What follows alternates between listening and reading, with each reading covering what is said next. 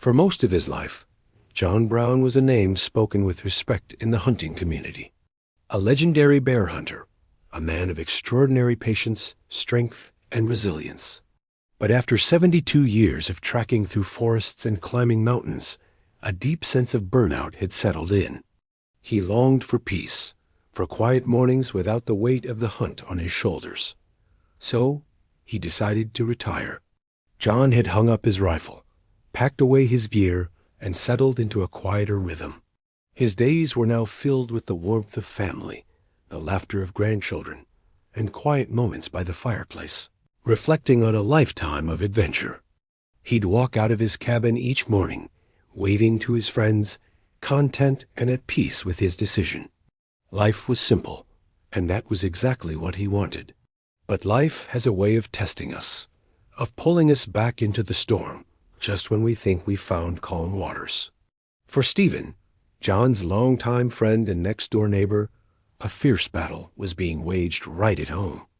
His wife, Lisa, was undergoing aggressive treatment for breast cancer.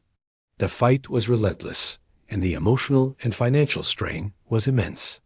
Stephen was doing everything he could, but with 2 young children to care for and a wife who needed him every second of the day, he was stretched thin, on the verge of breaking. One afternoon, Stephen walked over to the fence that separated their properties. John could see the exhaustion etched on his friend's face. "John," Stephen began, his voice heavy, "I hate to ask you this, I really do, but I need help. Lisa's treatments are draining her, and I need to be here for her and the kids. I don't have the time or the energy to hunt anymore. We rely on that meat to get through the winter. And now," he trailed off, the unspoken fear hanging in the air. John looked at his friend, his heart aching for the family struggle. He placed a firm hand on Stephen's shoulder. "Stephen, you're my friend. You don't even have to ask. Anything you need, I'll do it. Don't you worry about a thing." That evening, a familiar light returned to John's eyes. He walked back into his cabin, a renewed sense of purpose coursing through him. He pulled out his old gear, the worn leather of his boots, and the familiar weight of his rifle feeling like extensions of himself. He carefully packed his supplies, his movements precise and deliberate. This wasn't about the thrill of the chase anymore. This wasn't for trophies or for stories. He was going on one last hunt, not for himself, but for Stephen, for Lisa, and for their children. For a full week, John disappeared into the wild, becoming one with the forest he knew so well. The years hadn't dulled his senses. He moved with the same quiet patience and profound respect for nature that had defined his entire life. Every track he followed, every animal he took, was chosen with care. With each successful hunt, he offered a silent word of gratitude, a reverence for the life that would sustain another.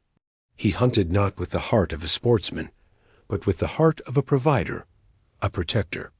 As the sun began to set at the end of the week, John emerged from the tree line, tired but fulfilled. He carried a heavy load, a bounty that represented hope and relief for his friend. He arrived at Stephen's home as darkness fell. When Stephen saw what John had brought, he was overwhelmed, his eyes welling up with tears. "John," he stammered, I don't know how to thank you. This will help us so much. This changes everything." John simply smiled, a quiet, reassuring smile.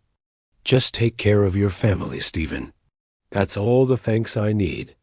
But John's incredible gift became something more than just food for the winter. It sparked an idea. With this abundance of high-quality game, Stephen saw an opportunity. He opened a small mini-store right out of his garage, selling the processed meat and other essentials to the community. His kids helped him label packages and arrange the small storefront. It wasn't just a store, it was a lifeline. It provided a steady source of income, giving Stephen the financial stability he desperately needed to stay home and focus on what truly mattered. Thanks to John's single act of selfless sacrifice, a ripple of positive change spread through Stephen's family. He could be by Lisa's side through her difficult treatments, hold her hand, and give her the strength she needed. He could be there to tuck his children into bed at night, reassuring them with his presence. The store brought the community together, with neighbors stopping by not just to buy goods, but to offer words of encouragement and support. Lisa, surrounded by so much love and with the weight of financial stress lifted, began to find new strength. Her smile returned more often, a beacon of hope for her family. And John? He returned to his quiet life. You could find him on his porch most evenings, watching the sunset paint the sky in hues of orange and purple. He sat with a peaceful smile on his face, a deep sense of contentment settling into his soul. He had learned that sometimes the greatest hunts we embark on are not for game, but for kindness, for friendship, and for sacrifice.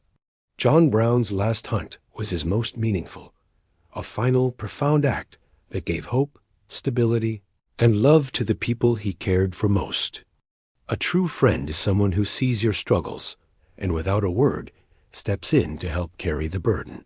Their kindness is a gift that echoes far beyond the hunt, forever changing the lives it touches. Thanks for watching. If this story moved you, please consider sharing it and subscribing for more content that celebrates the human spirit.